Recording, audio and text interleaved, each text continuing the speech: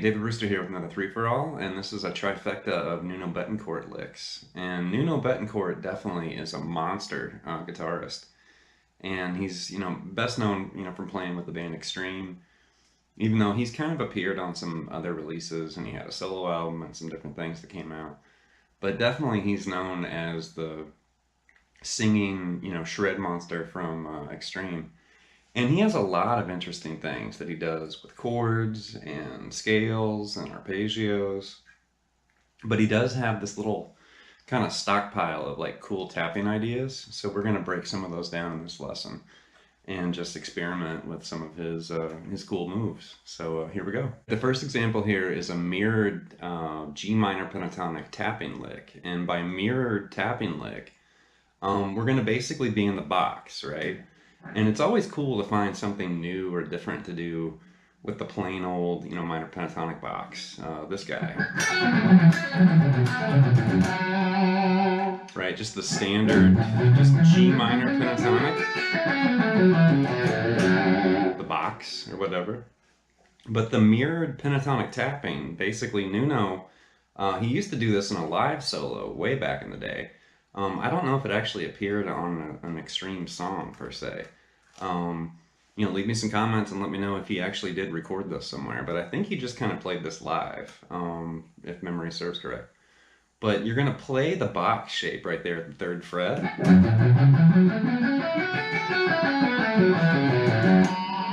And then you're going to tap an octave higher and mirror the exact same thing, but 1 octave higher. So you're going to be way up here, kind of playing between the 15th, 18th, and 15th and 17th frets.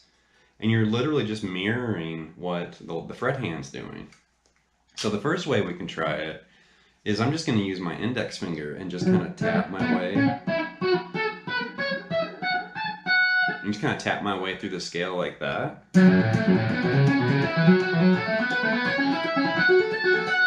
Which has this transparent, kind of weird sound because you're playing in octaves, right?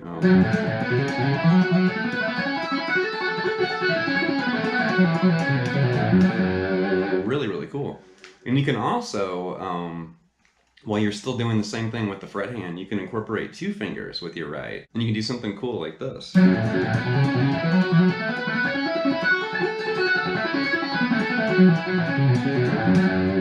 And it almost feels like you're kind of making your fingers run on the fretboard, which I guess technically you are. So you can approach that a couple different ways. A single finger tap or 2 fingers kind of attacking the strings there. But that's a really cool idea, and it sounds really different too. Next idea is kind of a mirrored diminished tapping arpeggio idea. So his fret hand is really just playing a standard diminished arpeggio. Think of Randy Rhoads for sure. Randy Rhoads and Metallica, and you'll hear them see this in a bunch of stuff. But this really traditional, I solely kind of think of Randy Rhoads right off the bat.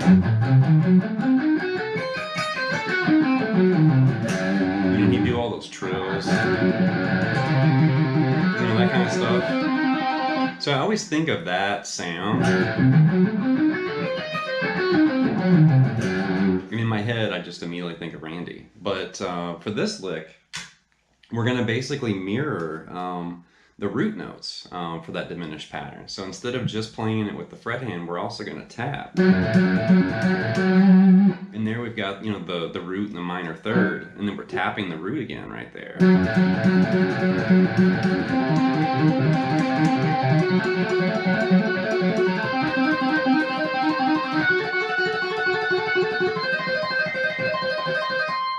But a really cool lick.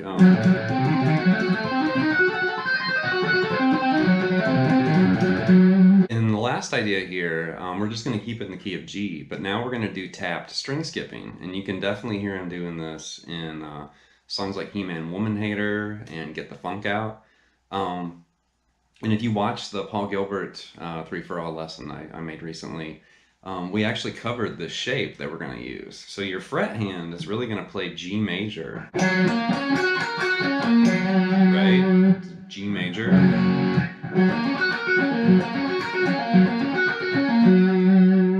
And then your tapping hand, or your right hand, is going to basically answer that or respond with a series of tap notes that outline and stay within the key. So we're also going to include an A right here on the 12th fret on the A string. So that would be a ninth. So now we're kind of making this like a G major 9 kind of. But it sounds like this. We're basically ascending and descending, almost the identical maneuver.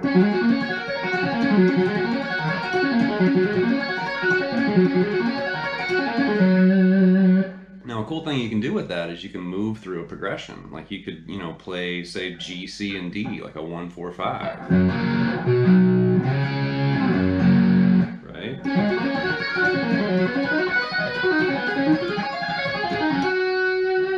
And here I just outlined G, C, and D.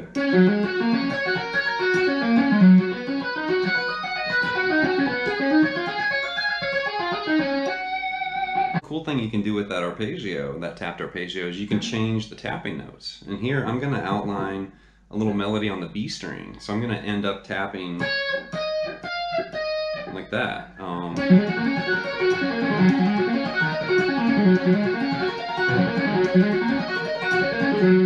it almost gives it this really kind of classical, like crazy, almost sounds like a piano kind of concerto or something. And then once you get used to playing them in G, C, and D separately, you can put it together and do something like this.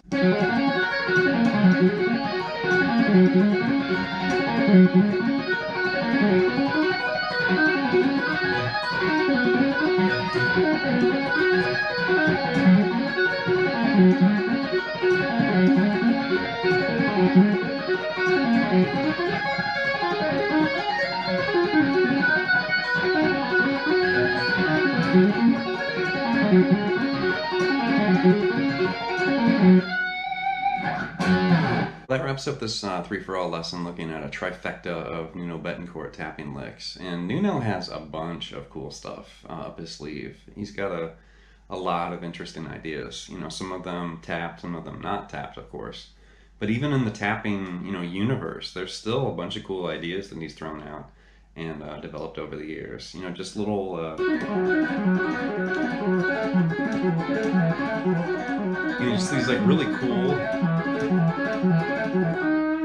I hope you got something from this. Please subscribe to the Late Night Lessons channel, and I'll be sure to create and post some new lessons and some more episodes of chord play. And be sure to leave me some comments and some feedback, and let me know what you think about the lessons and some of the material I've been creating and posting. All right, good luck and thanks. Thank you.